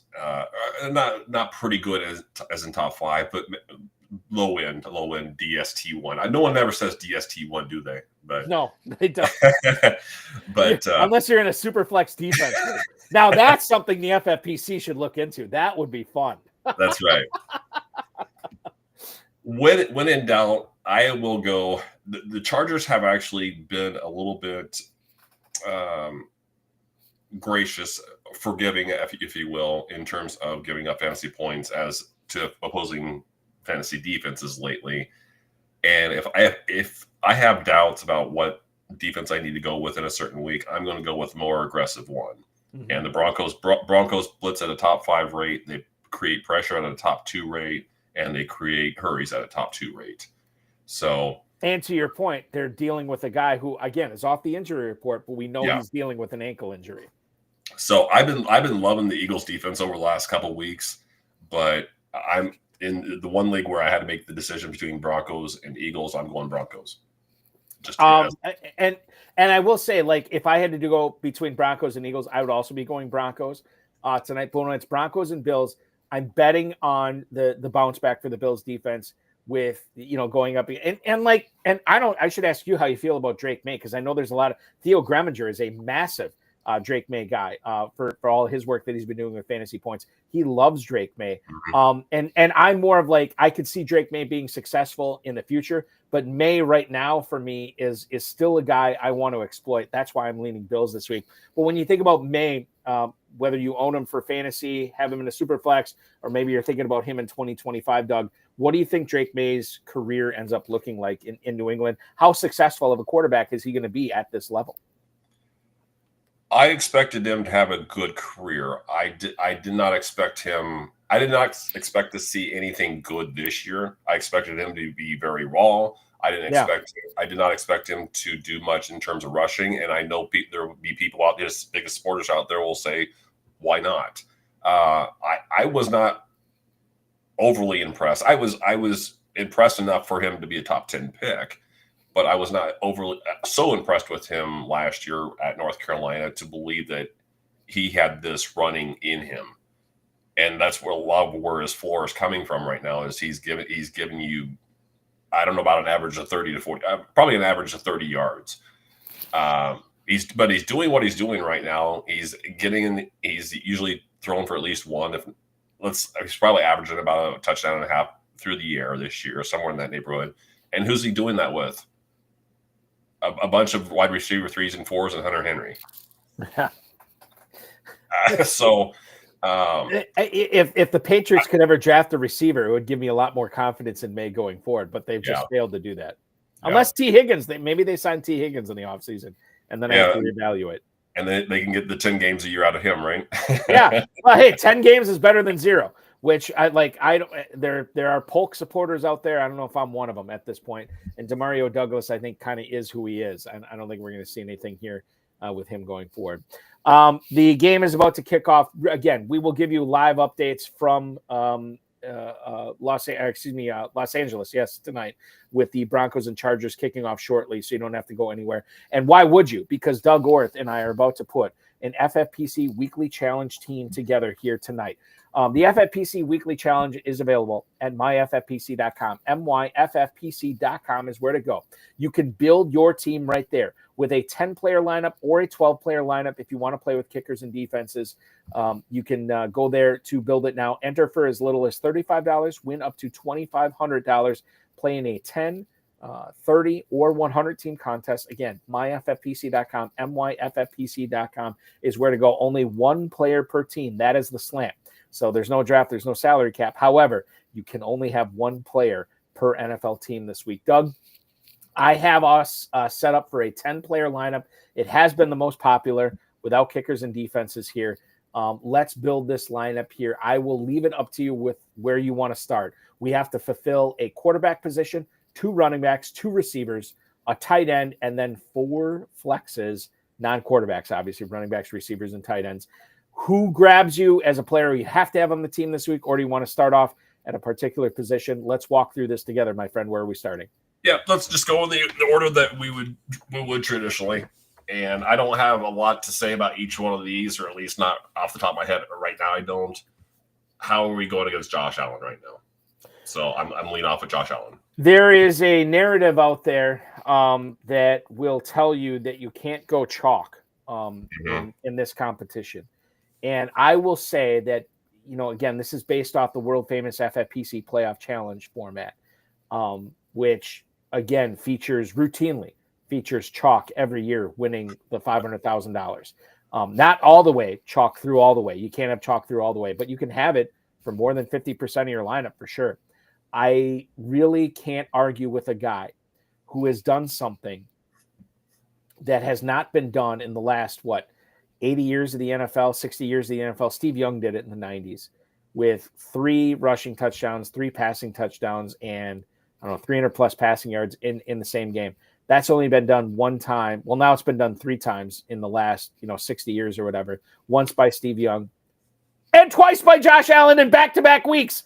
He is the definitive definition. He is the definition of red hot right now. So you cannot go wrong with Josh Allen as your starting quarterback this week for the Bills. They will be going on Sunday, I believe. Yeah, that is. Yeah, it's not a Saturday game. Sunday, late window. They're hosting the Patriots. 14-point favorites. You could make the case that, hey, maybe it's a 1/2 game for Allen. He's too electric. You got to play him. I love Josh Allen as your quarterback here, Doug. Where are we going to next? Okay, so we got 2 running backs to fulfill here, and I won't go chalk all the way through here, just so you know. I will go mostly chalk, but I won't go chalk all the way through. This is going to be another chalk pick, and I think it stands to reason that if you lose Knuckles from Sonic and Knuckles, then you probably got to go with Sonic, right? So. I think that when you talk about that Lions ground game, it has been the launching point every week of how the Lions get these big leagues, how they put points on the board. I have a buddy of mine who is a huge Lions fan, and he was telling me, like on Thanksgiving, we had our turkey bowl with our kids, and then the dads played as well. And we were talking at halftime, and he was telling me, he's like, you just watched today. Montgomery it's going to be all Montgomery from the Lions in the first quarter, and then they'll shift over to Gibbs. And that has been, and it happened. And that has been a recipe that has gotten the Lions to 12-2. Now, when you take Montgomery out of the equation, when you try to insert Craig Reynolds or Sione Vaki, that totally changes everything. Theo Grem, not that I want to keep piping on Theo Greminger, but he said he's of the belief that because Montgomery could miss the rest of the season, we got some late breaking word that maybe he won't miss the rest of the season just before the show started tonight. But he said because of recency bias, Gibbs is the non-contrarian 101 in fantasy drafts next year, because we're all going to remember what he did at the end of the season, and it starts this week against Chicago. I could not be more of a fan of the Gibbs pick in the FFPC Weekly Challenge. He is going to go Boffo. We're talking about 25 touches, 20 touches as a floor, but he's probably in the neighborhood of 25 to 30 touches. This is a fantastic pick by you. I love Gibbs here. Thank you, sir. This one's slightly chalky, but I swear I was higher on this guy in the preseason, more or higher on him than I think anybody else was, and I couldn't understand why, because probably because he's always underrated. But I'm going to exploit that sweet matchup against the Panthers, and I'm going to go with James Conner, which is my second running back. Yeah, I like James Conner this week too. I mean, you consider the matchup. You consider, I don't know what it is about him. I don't know how he has been able to stay healthy all season. I was a heavy investor into Trey Benson and Dynasty rookie drafts this year, and I've been disappointed because Connor stayed healthy. And I know he's a cancer survivor, and that makes me sound like an asshole, and I'm sorry. But I'm just saying, like, when it comes to James Conner this year, he has been unbelievable. I am playing him this week. I'm playing him every week. And this week, especially for the FFPC Weekly Challenge, this is a guy that you got to get in your lineups. He should blow up again, catching the ball, rushing the ball. Should be a big James Conner week. The Gibbs-Conner combo is a fantastic way to start here, Doug. We have 2 receivers, 4 flexes, and a tight end. I'll let you navigate here. Where are we going to next on the map? Once again, there's an obvious pick at receiver, one that's ever as obvious as Josh Allen that was at quarterback, and I'm so upset with myself that I bought into I'm talking Jamar Chase here, that I didn't go heavier into him, that because I bought a little bit too much into he was going to need some ramp up time because of the how many practices he sat out this year. Yeah. But and I hadn't even really given it a thought that now T. Higgins missed practice today, so now we're talking about that this might be a 15 almost a 15 target game for him. I wasn't even thinking that. I was just thinking just based on how well he's been playing over the last month or two. But Cleveland hasn't been that great against the pass, or not as good as you would think they would have been. Certainly not as good as they were last year. But that Joe Burrow to Jamar Chase connection has been firing on all cylinders for at least a good month now. So that's where I'm going with my first receiver. 46.5 is the point total in that Battle of Ohio in Cincinnati this week at 1:00 on Sunday between the Browns and the Bengals. Jamar Chase, one of those rare guys, man. High floor, high ceiling. He's been awesome the last 3 weeks. You think about last week too, where it was actually a Higgins game, and Chase still had 9 for 96 or something like that, and you'll take that every time. I think he's going to be so compelling for 2025 drafts because he is in the conversation at the 101 pick, but that ugly contract status and trying to figure out what they're going to do with him because we know Cincinnati has been notoriously cheap. I don't know what happens. I think that he's back in Cincinnati. I think it's better than a 50-50 shot, but I don't know. A lot can happen until then. Chase, all I know, is a fantastic pick in Week 16 as your number one wide receiver. The Chargers have punted 12:56 to go in the first quarter. The Broncos have taken over at their own 28-yard line. Gus Edwards with a carry for 4 yards, a catch for 3 yards, and now the Broncos are in business as we roll on here on Thursday Night Football. Where are we rolling on to next? Do you want to go with another wide receiver right away, Doug? Yes, sir. And I'm going to ignore the matchup slightly. The Jets haven't been that as good as they usually have been against receivers this year. You can talk about any number of things. And I don't tend to go with the hot guy just because he's the hot guy. But here again, we're talking about just right below Jamar Chase in terms of running hot, and we're talking about Puka Nacua here. Mm-hmm. And if there's a defense that can stop him, I have yet to see it.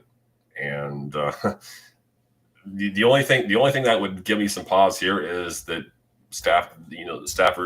Matthew Stafford being as close with it as to Cooper Kupp as he is, there's going to be he's going to make up last week to him type of thing.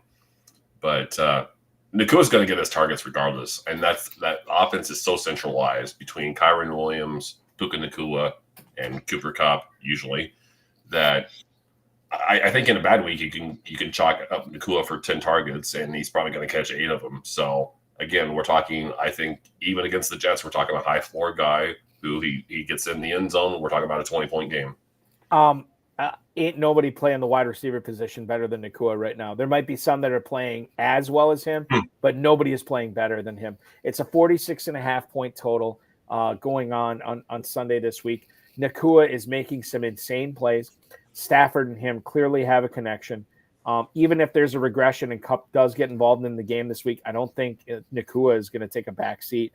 So when you think about a player like him and everything he's been able to do this season, why wouldn't you put him as one of your receivers in the lineup this week? Bland Gardner and DJ, the human pass interference Reed, do not scare me for Kupp or Nacua this week. So, yeah, Nacua is a fine pick. Chase and Nacua is the way to go at receiver. And when you pair him with Gibbs and Connor, I like the way this team is shaping up with Josh Allen quarterbacking. We have a tight end. We have 4 flexes, Doug. Let's fill in this the best way we can. As I always say, or people have always said when I commission these drafts for the FFPC or Fantasy Pros Championship, anytime anybody gets off to a start like this, everybody in the chat room always says, get your backup internet going. Make sure you do not lose connection because this is a team you do not want going on auto draft because this could be a massive payday here. And we might be onto a massive payday. Where are we going next? Tight end or flex? Tight end, yeah. Well, let's go tight end here, and I think the sexy pick would be Trey McBride, but a couple things. We already got Connor, number one. We already got Connor, and he hasn't scored a receiving touchdown. Now, how weird is that? That's just an anomaly, right? I can't wrap my head around it. He's got a rushing touchdown, but he doesn't have a receiving touchdown this year. But crazy town banana pants. So again, we can't go with McBride, and after I consider my other options, I probably wouldn't have went in that direction anyway. My pick here is going to be George Kittle. Yeah, I get it. Keep going. And I don't have much to go on. I can't tell you that it's a great matchup one way or the other. But so what do they call that? Vibes versus facts, or what is it? Yeah. This is a vibes pick. Well, it could be a facts pick too, I guess. But the thing is that Kittle has kind of like Connor, that we've been waiting all year for one of these guys to get hurt. I know I think Kittle missed a game early on, but we've been waiting for these guys to get hurt, and they haven't. And in the meantime, one of the arguments against Kittle in the preseason was that there's too many mouths to feed. Well, now we don't have McCaffrey and we don't have Ayuk. Samuel's doing what? Jawan Jennings is the top receiver right now. So now we have fewer mouths to feed, and we still have the same people guarding George Kittle, right? So this is another one. I wouldn't expect anything in the neighborhood of 100 yards receiving and a touchdown. I wouldn't go quite that far, but if anybody's going to do that, if anyone has the run after catch skills at tight end to do that, it's George Kittle. So that's where I'm going with tight end. I think it comes down to tight end, given who we already have on this roster, George Kittle or Brock Bowers. And I don't really like any 49ers player better than Kittle. I don't like any Raiders player better than Bowers.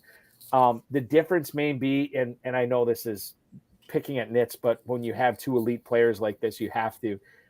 There is 5 more expected points scored in that 49ers Dolphins game than there would be in that Raiders game when they take on the Jaguars. And to me, that pushes the scales in favor of Kittle. And you think about all these people that would want to go with Bowers, who have been very successful in going with Bowers all season. We've seen Michael Mayer come on a little bit lately. We have not seen anybody at the tight end position come on besides Kittle for the 49ers. So I like the Kittle call here as well. 4 flexes, my friend, running backs, receivers, tight ends, any order you want to go in. Let's fill this out. So this is a great week.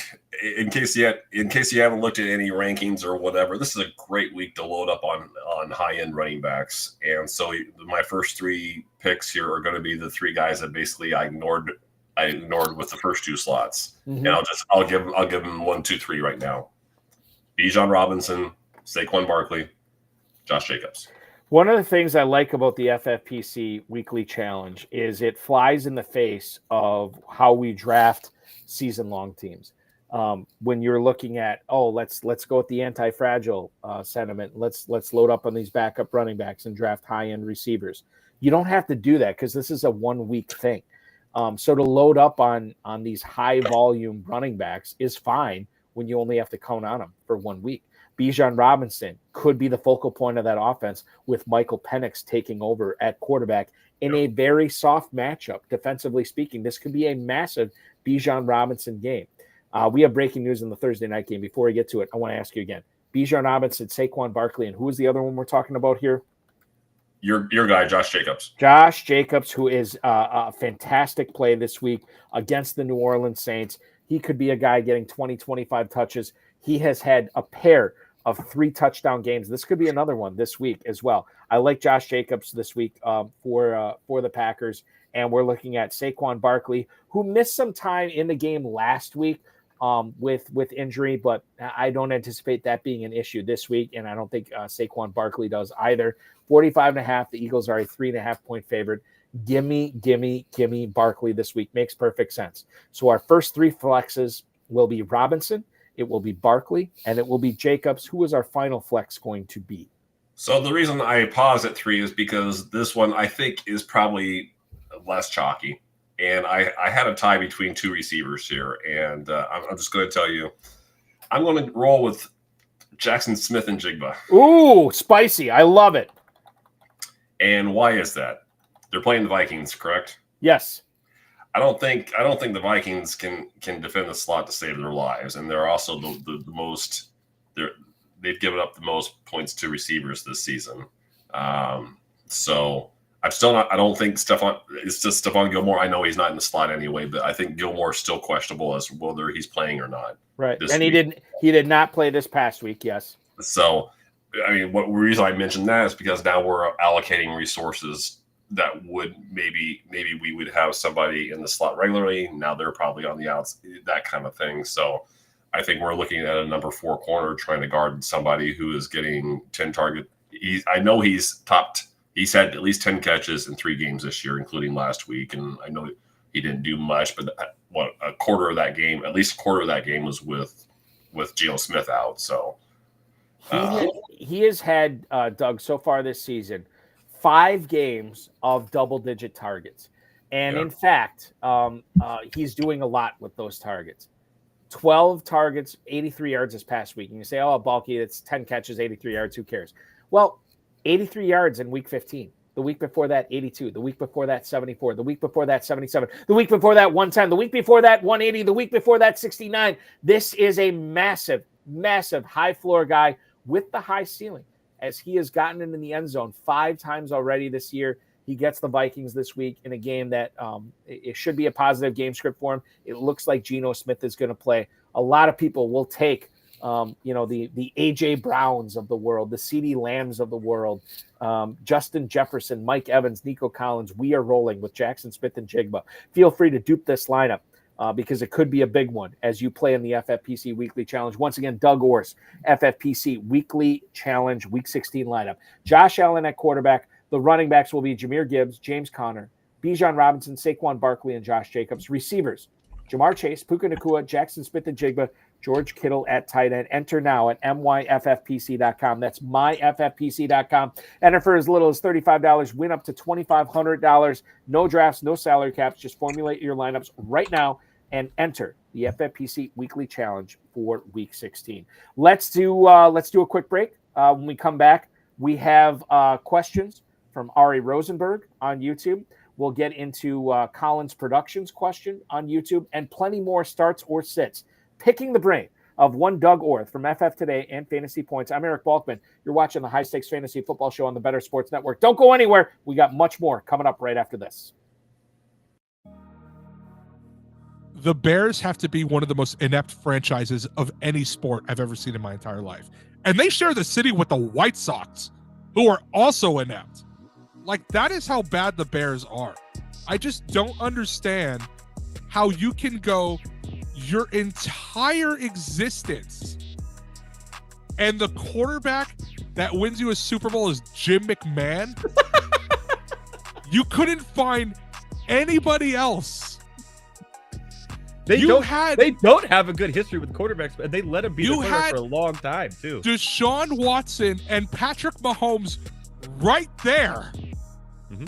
And you drafted Mitch Trubisky. They were right there. I there's a lot of pain in being a Falcons fan. The Bears are one of the teams I could argue they might have it worse, and they have a Super Bowl. And when the best quarterback in the past 50 years is Jay Cutler, you have a problem. That's so funny that you just said that. We were talking about Jay Cutler the other day, me and my friend, and I was like, yeah, he was on, because we were watching the Colorado Rockies game against the Giants, and it looked like he was behind the thing. I was, yeah, well, he played for Denver most of his career. We looked it up. Chicago let him be their starting quarterback way too long. Here's the thing, too, is that Jay Cutler wasn't bad. Like, he was erratic. He wasn't terrible, though. The poor man's Brett Favre. I'm taking him over Justin Fields. I'm sorry. I would. But Jay Cutler led that team to an NFC title game. Yeah. That they lost to Green Bay. But he's gotten farther than anybody else. You want to know who the other starting quarterback was for the Bears in the other Super Bowl appearance they made? It was Rex Grossman. What are we doing out here? It was Rex Grossman and Kyle Orton was the backup. How are you that bad? Bro, oh my God. Listen to the top 5. According to Football Reference, the top 5 greatest Bears quarterbacks of all time. Jay Cutler, number 1. I can't believe it. Sid Luckman, who last played in 1950, is number 2. Jim Harbaugh is number 3. Jim McMahon, the Super Bowl winner, is number 4, and he played there for 6 years. And Mitch Trubisky, is number 5 on the list as terms of passing yards go. Final segment of the High Stakes Fantasy Football Show on the Better Sports Network begins now, 26 minutes until the top of the hour. I said I had some breaking news on that Thursday night game. 5:33 to go in the first. Chargers have the ball back after a Denver Broncos touchdown. It was Audric Estime rumbling in from 6 yards out to get the rushing touchdown. I beg your pardon, from 3 yards out. So the Broncos are on top 7-0 after the extra point from Will Lutz. 7-0. Chargers driving now. And by the way, I can't remember, and you could call me out on YouTube if you were watching. The guy who said Blake Watson, thank me later. Blake Watson, a carry for 7 yards and a catch for 13 yards so far tonight. So 1 catch, 20 total yards. That's good enough for 3 points in the FFPC. We'll see what tonight, where tonight takes you with Blake Watson, as we are still just over the halfway point in the first quarter tonight. I'm joined by Doug Orth tonight from FF Today and Fantasy Points, as he is bringing the real tonight, doing all the start sets, answering all the tough questions as we roll into the fantasy football playoffs. Week 2, the semifinals this week, the second week of the championship round in the FFPC main event and the Fantasy Pros Championship. We'll get to some questions here in the YouTube chat. We'll go to McClan 2215 first in YouTube. He gives us a lot of questions, or a lot of players here. He needs 2 running backs, 2 receivers, and a flex between Joe Mixon, Alvin Kamara, Breece Hall, Jerome Ford, Tyjae Spears, Kendra Miller, Nico Collins, Jalen McMillan, Zay Flowers, Romeo Doubs, and Jaden Reed. Okay, so let's do the 2 running backs. I'm just going to give you my thoughts right away, Doug. You feel free to disagree. Kamara is right out. I'm probably playing Mixon and Breece Hall here as my 2 running backs. I'm sitting Ford. I'm sitting Tyjae Spears. I'm sitting Kendra Miller. I'm going with Mixon. I'm going with Hall. The 2 receivers, I like Nico Collins and Zay Flowers here best. And then the flex gets a little bit weird. I think Ford is in the conversation. Tyjae Spears is in the conversation. You can roll in Jalen McMillan in the conversation. I think I'm going to go Jaden Reed as my flex, but I can be persuaded here. I'm going to go Mixon, Hall, Jaden Reed, Nico Collins, and Zay Flowers. I was saying, can you keep that up for me, because I'm not seeing it. Go ahead, Matt. Put it back up for McClan 2215 on YouTube as far as what he's going to, or what he should go with. Again, I'm going with Mixon, Breece Hall. I'm going with Nico Collins, Zay Flowers, and I'm going with Jaden Reed here. Yeah, Mixon definitely, Nico definitely. I don't think Flowers for me is not an obvious start. Okay. However, he becomes an obvious starter if Rashad Bateman misses, which is looking likely. So let's assume Bateman's out. So let's make those the first 3. So Mixon, Nico, Flowers. After that, I think we talked about earlier. I think I feel good enough about Kendra Miller. I'm taking him over Breece. I can't believe I'm saying that. Pollard's still going to play, or at least I believe Pollard's going to play. If he doesn't play, Tyjae Spears becomes an obvious start for me, at least among this lineup of players. And then I think if I've got my, 1 flex, so I should only need 1 other receiver. Right. Is that right? I have Nico, I have Flowers, Mixon, and Kendra. Yep. So I can go. You could go Hall if you wanted, or you could go one of the Packers guys, or McMillan. Yeah, and that's the way I'm leaning. I just, if I had any confidence about how long Breece Hall was going to play, I would obviously go with Breece Hall. But I don't have enough confidence in his knee, or how long, or how many touches he's going to get. So, again, here's what I would say: if Isaiah Davis and Braylon Allen are either doubtful or out, or we hear reports they're not going to be involved very much for whatever reason, then I'm playing Breece over McMillan. Otherwise, I'll go with McMillan. Okay, there you go. So hopefully that helps out McClan. We'll go to Ari Rosenberg right after I give you this Thursday Night Football update. Gus Edwards literally fell into the end zone, and he gets a 1-yard touchdown rush. The Cameron Dicker extra point has tied it up. 3:09 to go in the first quarter. Estime and Edwards both with touchdowns. 7-7. Broncos about to get the ball back from the Los Angeles Chargers. Ari Rosenberg, Jonnu Smith, or Jerome Ford at flex? Let's answer this question with non-tight end premium scoring and tight end premium scoring here. Doug, would you answer the question the same way with both those scoring systems? Without question. Yeah.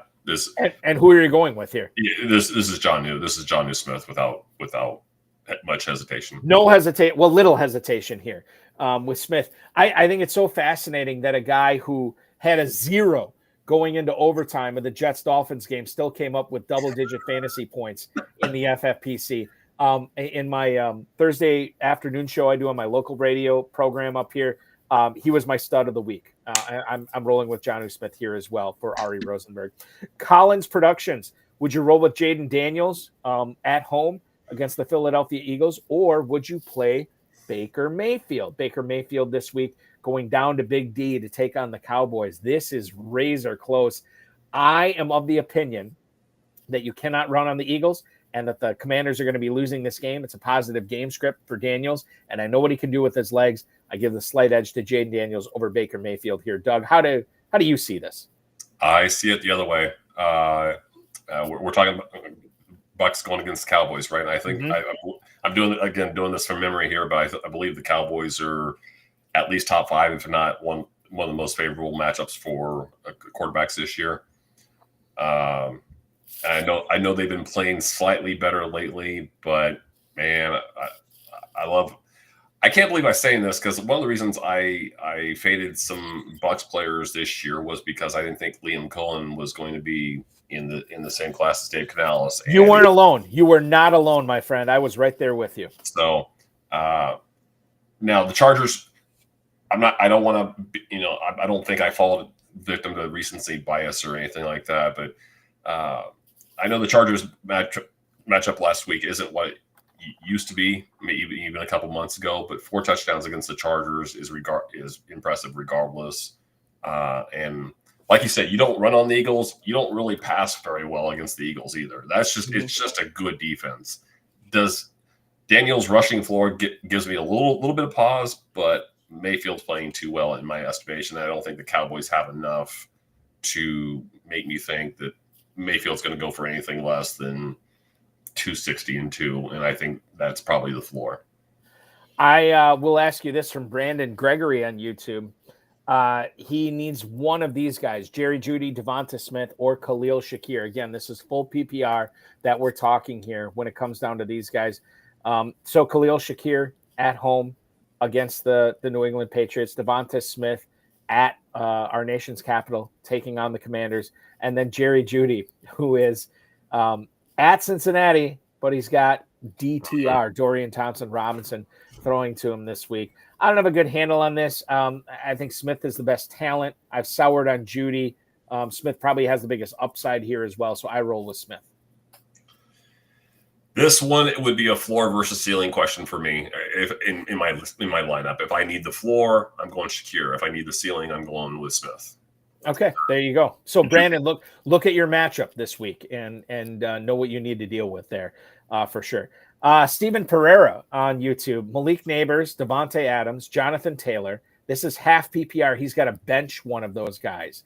So we'll handle that before we get, yes, we're going to get into a kicker question with him as well. But between those Neighbors, Devontae Adams, and Jonathan Taylor, half PPR, which one are you benching out of those 3 this week? Half PPR, I normally always have to start the running back, but I think you can make the case that Adams and Neighbors need to be going here. I think I could too, because, I mean, what are we talking about in terms of Taylor having what help from the half PPR is Taylor getting from his offense? So right. It's his rushing against the other guys receiving, essentially.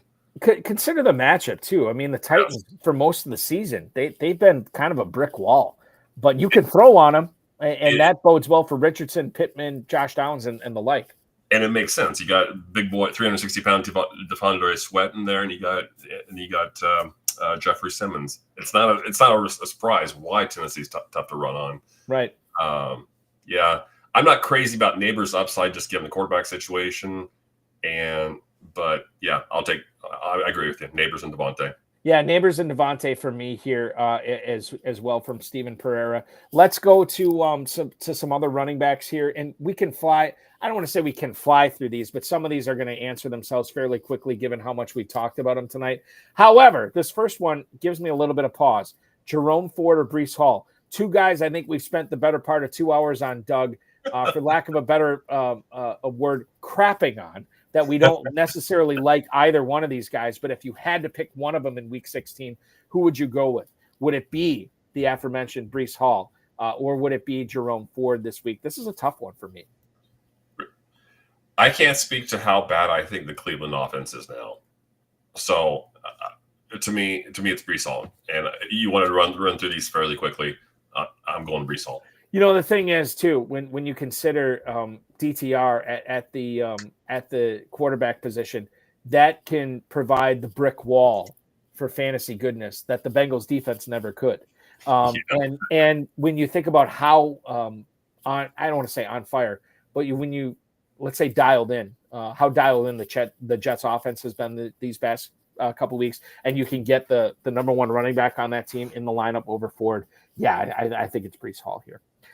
Brian Robinson, talked about him. We wished he'd be more involved in the passing offense. He isn't, so we deal with that as fantasy owners. Would you play him this week against the Eagles, who have been tough to run against, or Rachaad White, who is going down to Dallas to take on the Cowboys?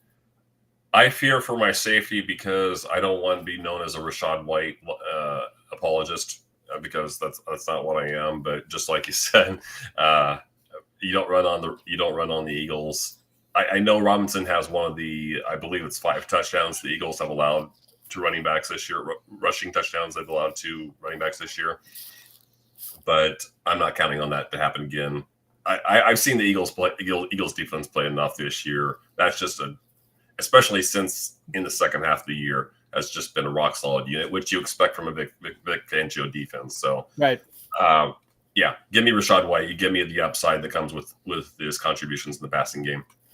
Brandon Gregory also brings us up in regards to the Cleveland Browns offense. Cedric Tillman was limited in practice today, and this is a guy that was coming off the concussion, so maybe he has some more hurdles to jump through in order to get active for Sunday's game against the Bengals. And David Njoku hurt his hamstring in Week 14, still has not practiced since then. He did not practice yesterday. He did not practice today.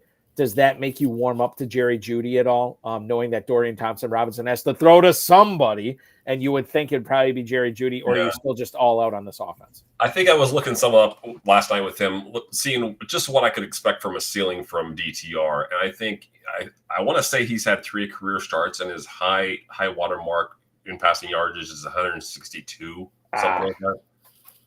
Yeah, that's not good.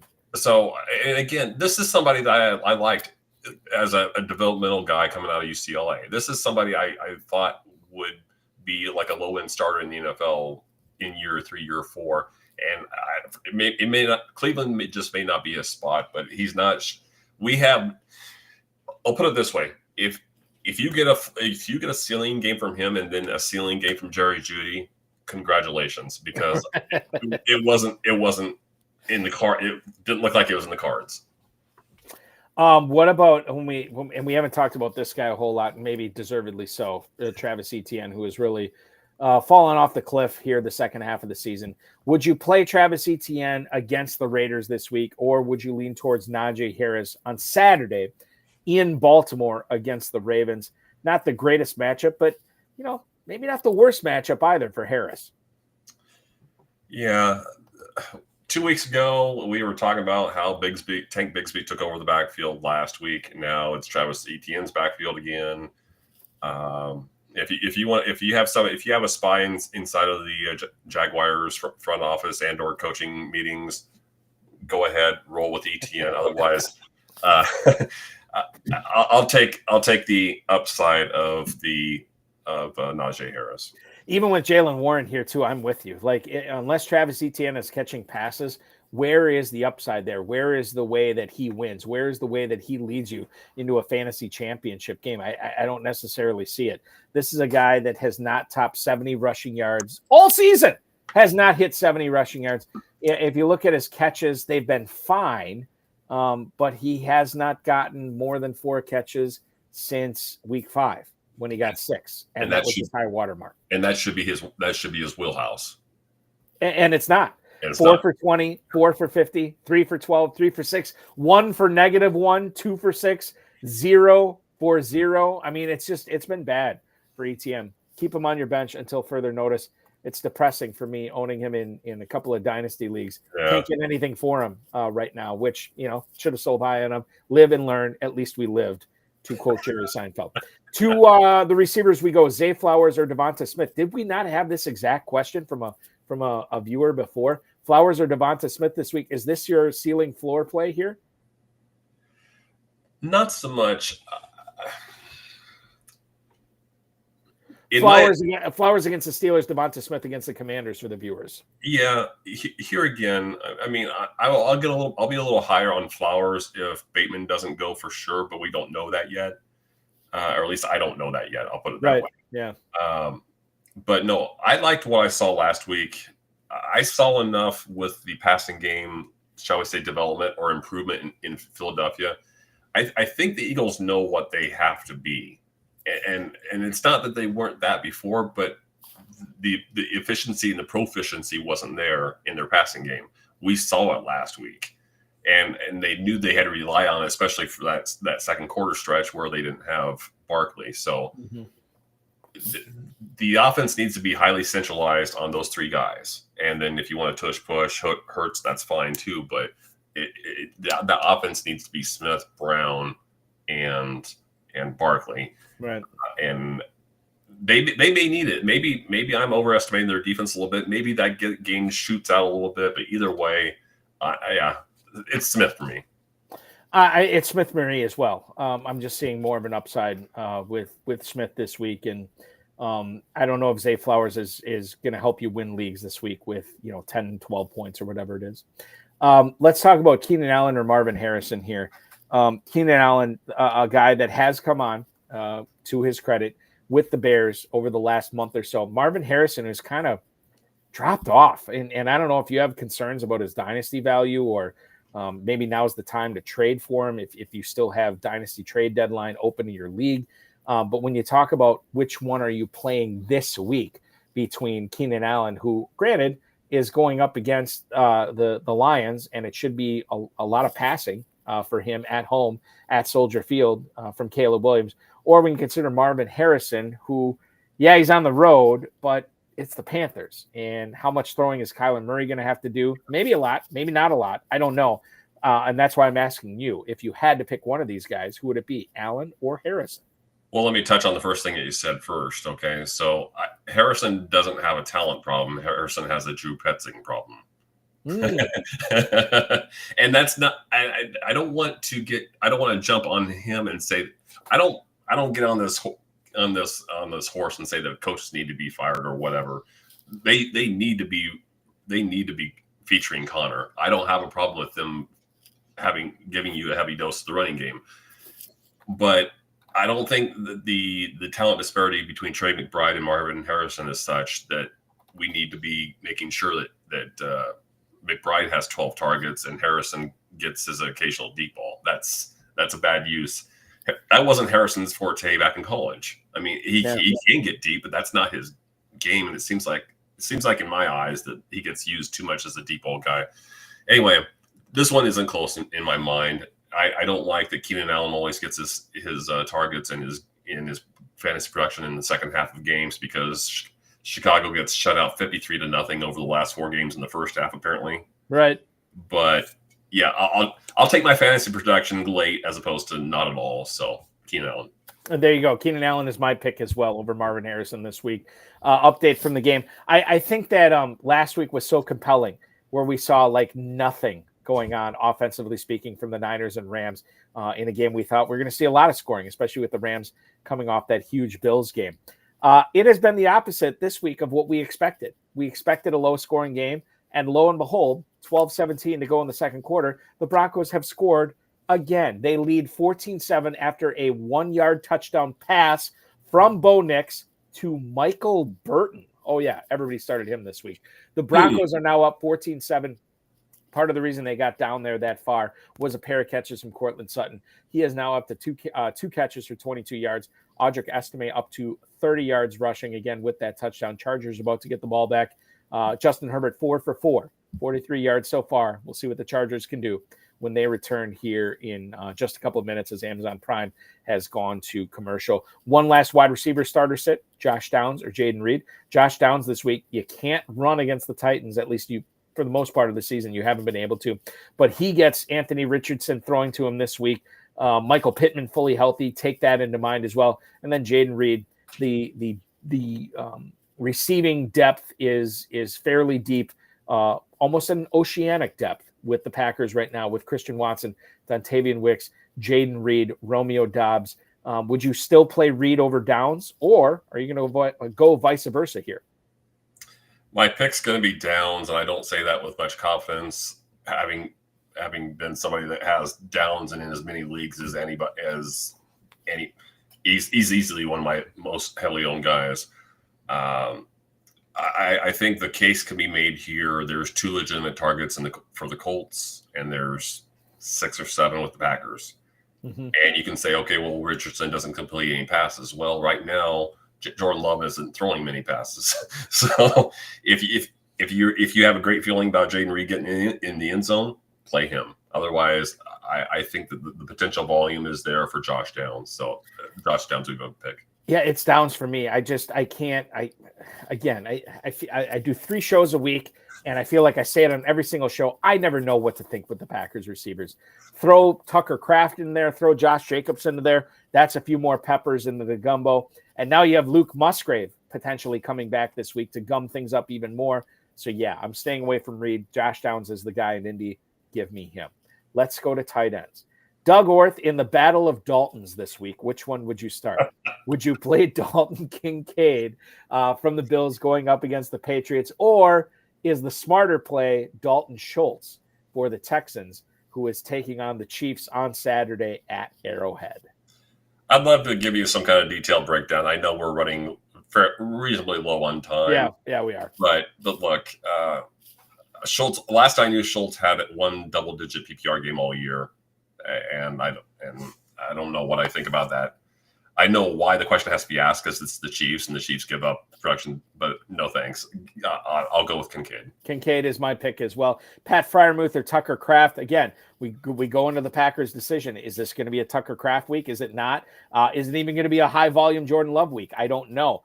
Pat Freiermuth this week is your other choice at Baltimore. Freiermuth has been reasonably productive, probably a low-end tight end one when George Pickens has been out. Give me Freiermuth. For the deep leaguers out there, Chiggy Okonkwo at Indianapolis or Cole Kmet. I feel like I bring him up about every other week on this show. But high point total against the Lions this week, Okonkwo or Kmet. This feels like recency bias, but again, given that Kmet hasn't done squat for what? It feels like 2 months. Okonkwo has actually given us something recently. And actually the volume of the last 2 games hasn't been bad. So I can't believe I'm saying that about Okonkwo. Okonkwo is a choice that I would probably agree with, but I don't feel great about, as I think you are the same. Yes. Let's fly through these quarterbacks here. Jared Goff or Jordan Love. The Lions offense, especially without Montgomery this week, going to count on that arm of Jared Goff more than ever. I lean towards Goff over Love this week.